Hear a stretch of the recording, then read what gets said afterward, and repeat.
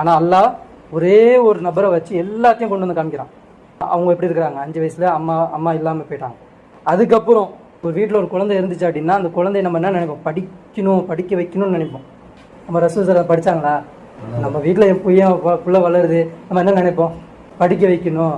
ஏன், நாளை பெரிய ஆளாகனா அவனுக்கு நல்ல ஒரு உத்தியோகம் கிடைக்கும், அப்படி கிடைக்கும்னு நினைப்போம்.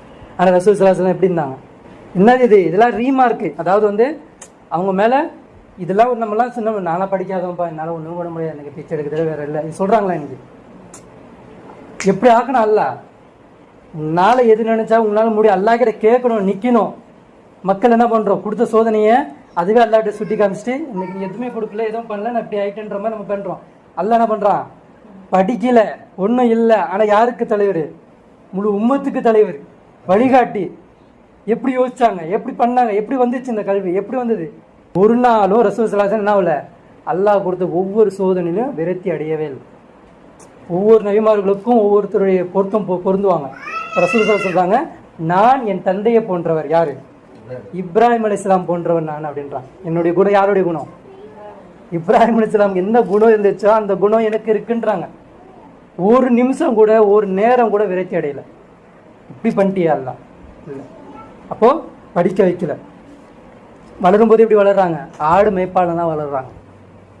ஆடு மேய்ச்சிருக்கியா, இன்னைக்கு மேய்க்க சொன்ன மேய்ப்பியா, இல்லை நான் மேய்க்க போவேனா, எப்படி பார்ப்போம் நம்ம அந்த ஆடையை, ஏய் கழி விடு தள்ளி வை நாத்தடிக்குது. ஆனால் எப்படி வளர்ந்தாங்க, ஆடு மேய்ப்பாளன் தான் வளர்ந்தாங்க. அதே மாதிரி அவங்களுடைய சில வருஷத்துக்கு அப்புறம் யார் மரணிக்கிறாங்க, அபு தாலிபு மரணிக்கிறாங்க.